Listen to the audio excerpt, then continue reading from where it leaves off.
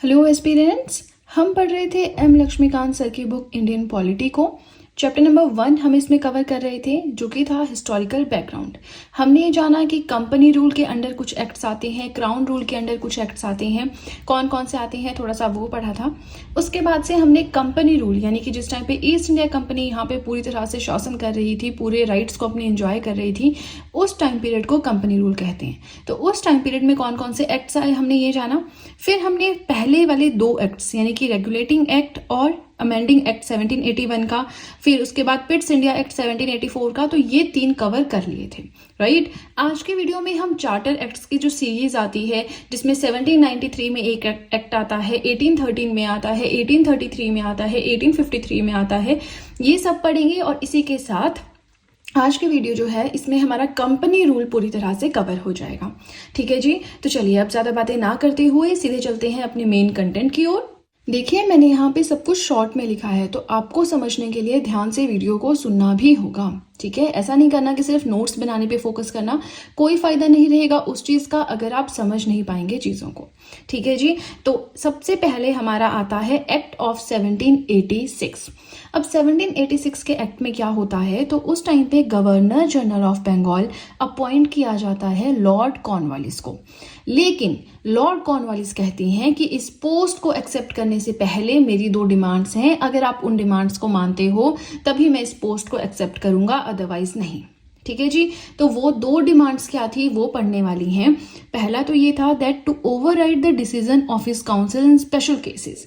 हमने क्या पढ़ा था कि गवर्नर जनरल होता है, साथ में उसके एक एग्जीक्यूटिव काउंसिल होती है जिसमें 4 मेंबर्स होते हैं। तो उन 4 मेंबर्स का काम क्या है, एडवाइस देना गवर्नर जनरल को। लेकिन लॉर्ड कॉर्नवालिस ने कहा अगर मैं गवर्नर जनरल ऑफ बंगाल बनता हूं तो उनके डिसीजंस को मैं ओवरराइड कर सकता हूं। मतलब एग्जीक्यूटिव काउंसिल ने कहा कि आप ये कीजिए, लेकिन अगर मुझे लगता है कि ये चीज सही नहीं है, कुछ और करना चाहिए, तो मैं अपने हिसाब से करूंगा कुछ स्पेशल केसेस में, ठीक है। मतलब जो काउंसिल के डिसीजंस होते थे उसके ऊपर अपनी चलाने की एक कह सकते हैं डिमांड इन्होंने रखी, जो एक्सेप्ट भी की गई। दूसरी डिमांड इनकी थी that he would be the commander in chief, कि अगर मैं गवर्नर जनरल बनता हूं तो देखिए कमांडर इन चीफ एक अलग पोस्ट होती थी, लेकिन कमांडर इन चीफ को हटाया जाए और सारी पावर्स मेरे पास दी जाए। दूसरी डिमांड इनकी ये थी। तो अब ये दोनों डिमांड्स इनकी एक्सेप्ट की गई। उसके बाद से आया एक्ट ऑफ 1786, जिसके अंडर इन्हें जो है गवर्नर जनरल ऑफ बंगाल बनाया गया और इनके दोनों जो डिमांड्स थी इनको एक्सेप्ट किया गया, ठीक है जी। नेक्स्ट आता है एक्ट ऑफ 1793। अब 1793 एक्ट के अंदर क्या हुआ था, बहुत इंटरेस्टिंग है, ध्यान से सुनिएगा। पहला तो था extending the overriding powers to all the future governor generals plus governors of presidencies. हम क्या पढ़ रहे हैं, गवर्नर जनरल ऑफ बंगाल के बारे में पढ़ रहे हैं, जो कि लॉर्ड कॉर्नवालिस बन गए थे। लेकिन 1793 का जो एक्ट आया था, उन्होंने क्या किया, ये जो पहली डिमांड थी ना लॉर्ड कॉर्नवालिस की, ये सबके लिए एप्लीकेबल कर दी। मतलब इन फ्यूचर जो भी गवर्नर जनरल ऑफ बंगाल होगा या फिर गवर्नर्स ऑफ प्रेसिडेंसीज यानी कि governor of Bombay, governor of Madras होंगे, उनके पास भी अपने काउंसिल के डिसीजंस को ओवरराइड करने की पावर आ गई, ठीक है। काउंसिल कुछ बोल रही है, लेकिन गवर्नर जो है उन्हें ये लग रहा है कि नहीं ये चीज़ सही नहीं है, हमें डिसीजन ये नहीं लेना चाहिए, तो उस टाइम पे वो ओवरराइड कर सकते हैं डिसीजंस को, ठीक है ना। सेकेंड पॉइंट आता है कि जो गवर्नर जनरल थे उन्हें ज़्यादा पावर दी गई over governors of Bombay and Madras. अब जो गवर्नर जनरल ऑफ बंगाल थे इनकी पावर बहुत ही ज़्यादा बढ़ा दी गई, ठीक है। अब देखिए शुरू में ही जब governor of Bengal governor general of Bengal बना था, उसी टाइम काफ़ी पावर्स जो है वो governor of Bombay and governor of Madras से ले ली गई थी। लेकिन इस एक्ट के थ्रू और भी बहुत सारी पावर्स जो है गवर्नर जनरल ऑफ बंगाल को दी गई और इन्हें काफ़ी पावरफुल बना दिया गया था। थर्ड पॉइंट आता है ट्रेड मोनोपोली। ट्रेड करने की मोनोपोली समझते हैं ना, एक गांव है, एक गांव में मान लीजिए एक ही दुकान है, ठीक है। डेली नीड्स का सारा सामान वही बेचता है, तो वो 10 रुपए की चीज को 12 रुपए का बेच रहा है मार्केट में, तो लोग कुछ नहीं कर सकते। लोग कंप्लेंट करते हैं कि आप गलत कर रहे हो, वो बोलता है मेरी मर्जी, मेरी एक ही दुकान है, मैं अपने रेट पे बेचूंगा। लेकिन अगर किसी और ने उस गांव में दुकान खोल दी, मान लीजिए 3-4 दुकानें और खुल गई, तो अब वो क्या करेगा, वो 10 रुपए की चीज 9 रुपए की भी बेच सकता है कि आप सब मेरे पास आओ, उनके दुकान पे मत जाओ, है ना। तो जो पहले वो कर रहा था वो थी मोनोपोली, अपनी चलाना व्यापार में। लेकिन जब कंपटीशन आ जाता है तो फिर क्वालिटी प्रोवाइड करवानी पड़ती है कस्टमर्स को, ठीक है ना। चलिए थोड़ा डेप्थ में चले गए। लेकिन जो ट्रेड करने की मोनोपोली थी, जो कि ईस्ट इंडिया कंपनी को क्वीन एलिजाबेथ वन ने दी थी, ठीक है, वो एक्सटेंड की गई फर्दर 20 ईयर्स के लिए, यानी कि 1793 से 1813 तक का टाइम पीरियड फिक्स किया गया कि आप इतने टाइम पीरियड में और व्यापार कर सकते हैं इंडिया में, ठीक है जी। फोर्थ पॉइंट आता है दैट कमांडर इन चीफ। अब ये चीज तो देखिए आगे हर एक के ऊपर अप्लाई हो गई, लेकिन ये चीज अप्लाई नहीं हुई थी। ये वाली पावर सिर्फ लॉर्ड कॉर्नवालिस को दी गई थी कि हाँ आप कमांडर इन चीफ होंगे, आगे वालों को नहीं, ठीक है ना। तो यहाँ पे फोर्थ पॉइंट बोलता है that commander in chief not to be member of council until appointed. जो गवर्नर जनरल ऑफ बंगाल है वो अलग होगा, जो उसकी काउंसिल है वो अलग होगी, और जो कमांडर इन चीफ है वो अलग पोस्ट होगी, वो अलग पर्सन होगा। हाँ, अगर कमांडर इन चीफ को काउंसिल का मेंबर बना दिया जाए वो बात अलग है, लेकिन काउंसिल अलग होगी, कमांडर इन चीफ अलग होगा। ये चीज यहाँ पे क्लियरली स्पेसिफाई की गई थी कि commander in chief governor general of Bengal नहीं होगा, ठीक है। फिफ्थ पॉइंट आता है बोर्ड ऑफ कंट्रोल स्टाफ पे इंडियन रेवेन्यूज। अब क्या किया गया कि जो बोर्ड ऑफ कंट्रोल था उसका जितने भी स्टाफ है, जितने भी मेंबर्स हैं, उनकी सैलरी, उनका खर्चा, उनका एक्सपेंडिचर, हर एक चीज जो है वो इंडियन रेवेन्यू से जाएगा। तो देखिए कोई सिंपल सादी लाइफ वो नहीं जीते थे, जो थोड़ा बहुत पैसा यहाँ से जाना था, अब वो बहुत ही लग्जरियस लाइफ जीते थे, तो सारा खर्चा अब इंडियन रेवेन्यू से जाने लगा, ठीक है। 5 पॉइंट्स थे 1793 के अंडर। आप देखिए पहले जो मैं पढ़ाती हूँ वो सुनिए, ठीक है, एक एक्ट पूरा सुनिए, उसके बाद बुक में पढ़ने की कोशिश कीजिए। आपको बिलीव में बहुत इजी से सब कुछ समझ आ जाएगा, क्योंकि लाइन बाय लाइन ही एक तरह से मैं आपको यहाँ पे पढ़ा रही हूँ, ठीक है जी। नेक्स्ट आता है चार्टर एक्ट ऑफ 1813। अब चार्टर एक्ट में आपको पढ़ाऊंगी 1813 का 5 पॉइंट्स इसमें, ध्यान से सुनिएगा, उसके बाद बुक में पढ़िएगा। जब ये 5 पॉइंट्स में पढ़ा चुकी होंगी आपको बहुत इजीली समझ आ जाएगा, ठीक है। नाउ चार्टर एक्ट 1813 का क्या बोलता है that it abolished trade monopoly of company in India. अभी हमने ऊपर क्या पढ़ा कि ट्रेड मोनोपोली 20 सालों के लिए 1793 के एक्ट से बढ़ा दी गई, एक्सटेंड कर दी गई थी 1813 तक। लेकिन अब देखिए स्टार्ट हो गए हैं चार्टर एक्ट्स, ठीक है, 1813 का है, 1833 का है, 1853 का है ना, ऐसे करके आएंगे 3 चार्टर एक्ट। अब यहाँ पे देखिए कि जो ट्रेड मोनोपोली थी, जो कि ईस्ट इंडिया कंपनी को दी गई थी कि आप आराम से इंडिया में व्यापार कीजिए। ट्रेड मोनोपोली का मतलब है कि कोई और ब्रिटेन से मर्चेंट्स नहीं आएंगे यहाँ पे व्यापार करने, है ना, तो वो चीज अबॉलिश कर दी गई। इसका मतलब इंडियन ट्रेड, ये पॉइंट मुझसे छूट गया था, मैंने यहाँ पे लिख दिया that Indian trade open to all British merchants. जितने भी ब्रिटेन में व्यापारी थे उन सब के लिए इंडिया में व्यापार करने का रास्ता खोला गया, ठीक है।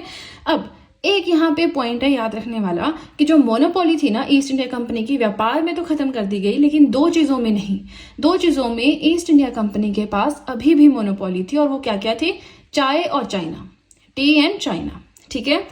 नाउ सेकेंड पॉइंट आता है असर्टेड दी सोवेनिटी।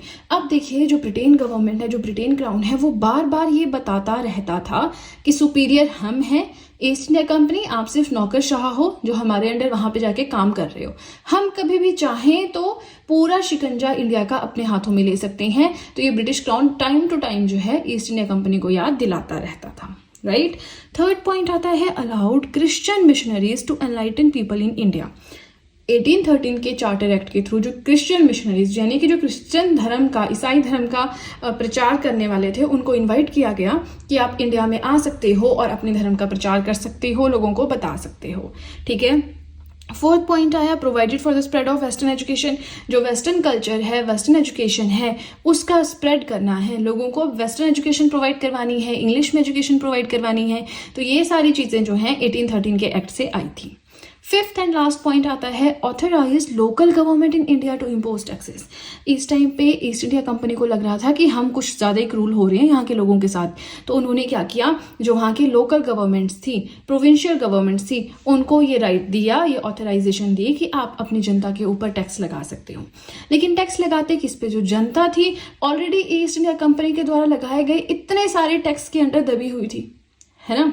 अब ये तो गवर्नमेंट, जो लोकल गवर्नमेंट थी इंडिया के, उन्हें भी पता था कि और टैक्स अगर आम आदमी देगा तो कहाँ से देगा, अपनी जान देगा क्या, है ना, कहाँ से टैक्स देगा। तो ये जस्ट एक कहते हैं ना खुश करने के लिए था कि हाँ आप भी टैक्स लगा सकते हो, आप भी टैक्स कलेक्ट कर सकते हो, छोटी मोटी कंस्ट्रक्शन आप भी कर सकते हो, ठीक है। और अगर आम आदमी जिसके ऊपर आपने टैक्स लगाया है वो टैक्स नहीं देता है तो आप खुद से उसे पनिशमेंट भी दे सकते हो, ठीक है जी। चलिए अब 1813 का एक्ट हो गया, मैंने जो पढ़ाया आपने सुना। अब ऐसा कीजिए, बुक खोलिए और बुक पे देखिए, पढ़िए एक एक पॉइंट, फिर आपको क्या लगता है समझ में आया या समझ में नहीं आया, ठीक है। चलिए, चार्टर एक्ट ऑफ 1833। अब देखिए, आपको नोट्स बनाने हैं या नहीं बनाने हैं, that is completely your choice, but मैं तो ये सजेस्ट करूंगी कि अगर टाइम है तो आप रफ नोट्स बना सकते हैं। बहुत ज़्यादा डेकोरेट करने की ज़रूरत नहीं है, मुझे यहाँ पे पढ़ाना होता है इसलिए थोड़ी जो इंपॉर्टेंट चीज़ें हाईलाइट करनी होती हैं, बट आप अपने हिसाब से नोट्स बनाएं, वो आपको समझ में आने चाहिए, ठीक है, क्योंकि जब एग्जाम आएगा तब रिवाइज आपने करने हैं, ठीक है। मैं आपको फोर्स नहीं करूंगी कि नोट्स बनाए, कंप्लीटली आपकी चॉइस है, बट वीडियो की एक एक लाइन ध्यान से सुने, क्योंकि मैं लाइन टू लाइन ट्रांसलेशन एक तरह से कर रही हूँ यहाँ पे, ठीक है। चलिए, अब आ गया चार्टर एक्ट ऑफ 1833, ठीक है। तो यहाँ पे क्या हुआ, जो गवर्नर जनरल ऑफ बंगाल था वो बना दिया गया गवर्नर जनरल ऑफ इंडिया।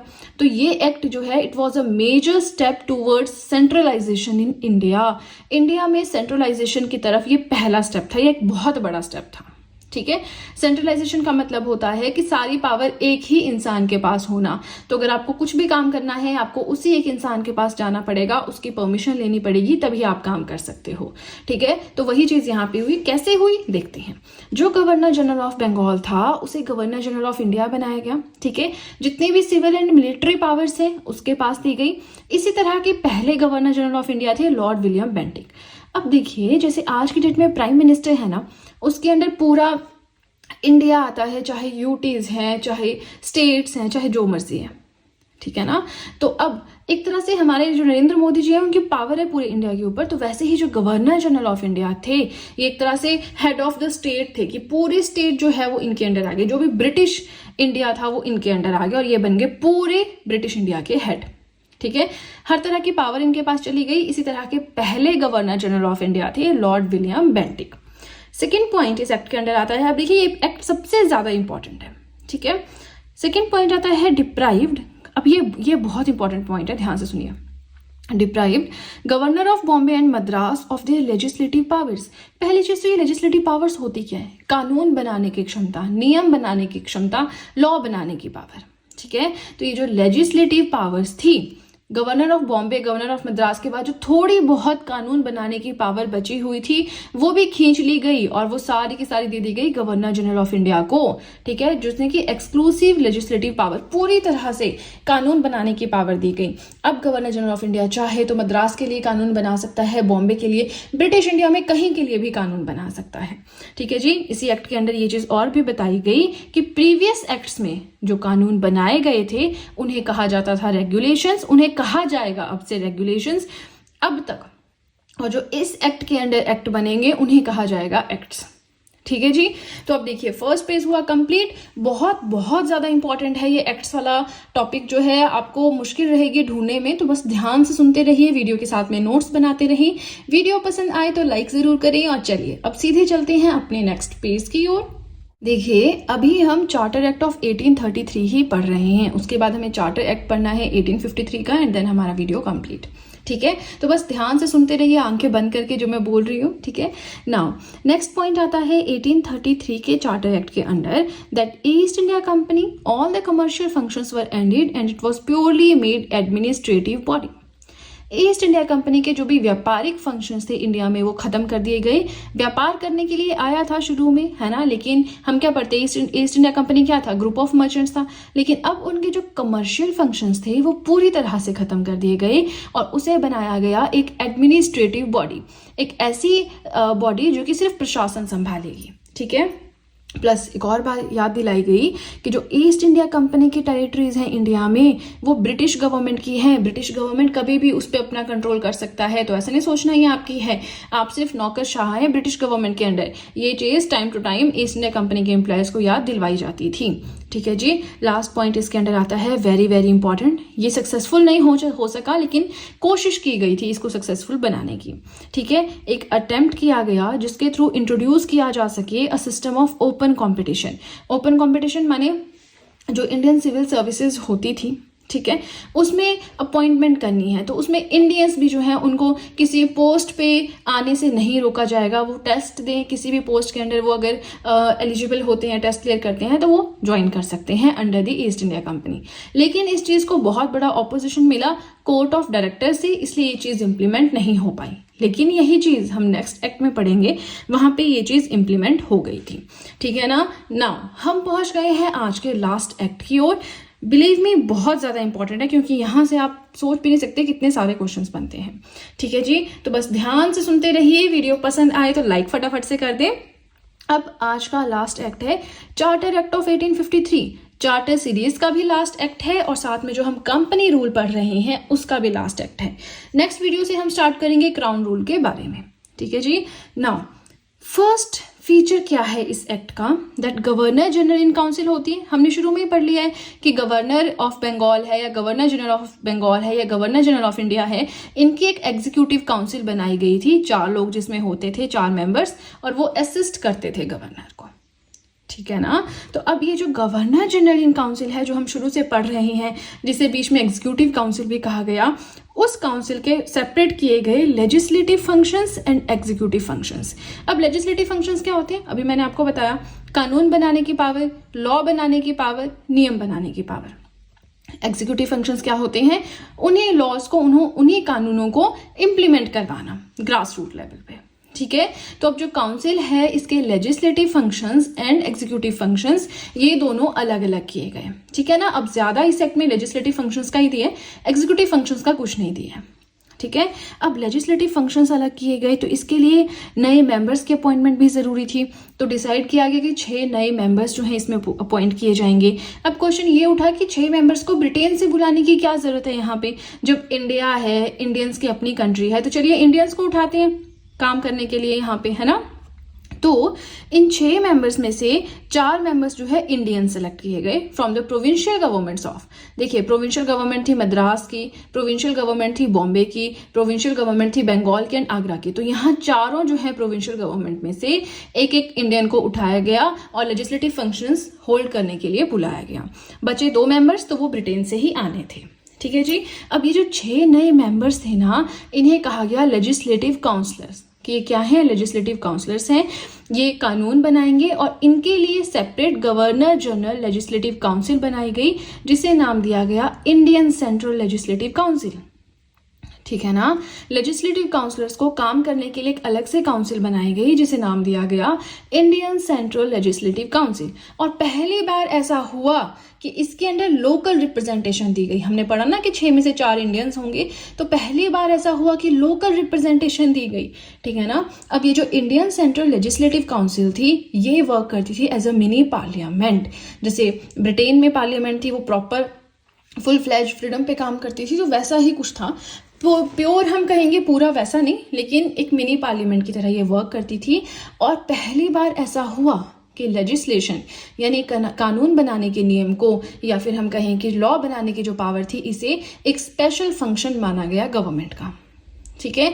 तो लोकल रिप्रेजेंटेशन कब हुई, मिनी पार्लियामेंट किसे कहते हैं, कितने जो है नए मेंबर्स लेजिस्लेटिव फंक्शंस के लिए अपॉइंट किए गए, कौन से एक्ट के through governor general in council के लेजिस्लेटिव एंड एग्जीक्यूटिव फंक्शंस अलग किए गए, लेजिस्लेशन को सबसे पहले स्पेशल फंक्शन गवर्नमेंट का कौन से एक्ट के थ्रू माना गया।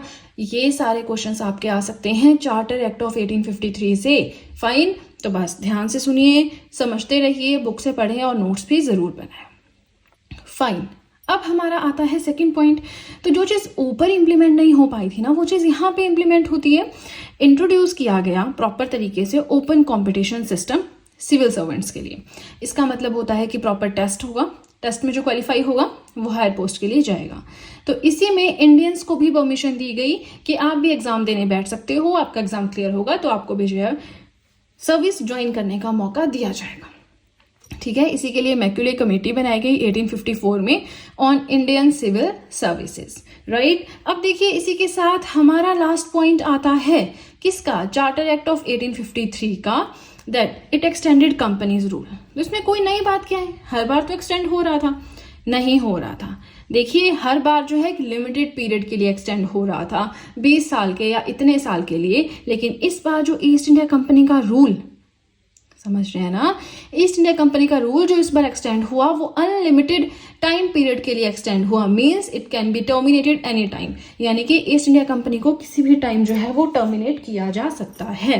ठीक है जी, किसी भी टाइम टर्मिनेट किया जा सकता है, किसी भी टाइम ब्रिटिश गवर्नमेंट अपना कंट्रोल यहाँ पे दिखा सकती है। तो टारगेट यही था टारगेट यही था ईस्ट इंडिया कंपनी का रूल अनलिमिटेड रखने के लिए, ताकि कभी भी उन्हें हटाया जा सके, क्योंकि काफी टाइम से ये चीज चर्चा में थी कि अब ईस्ट इंडिया कंपनी को हटाओ, अब ब्रिटिश गवर्नमेंट खुद यहाँ पे रूल करेगी। ठीक है ना।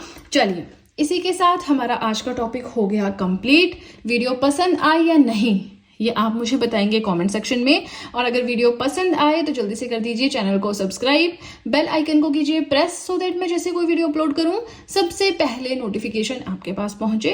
प्लस जो भी आपके फ्रेंड्स हैं जो भी गवर्नमेंट एग्जाम्स के लिए प्रिपेयर कर रहे हैं उनके साथ भी मेरे चैनल का लिंक जरूर शेयर करें, so that in handwritten notes का उन्हें भी कुछ फायदा हो सके।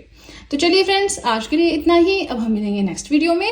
सो that's it and see you soon.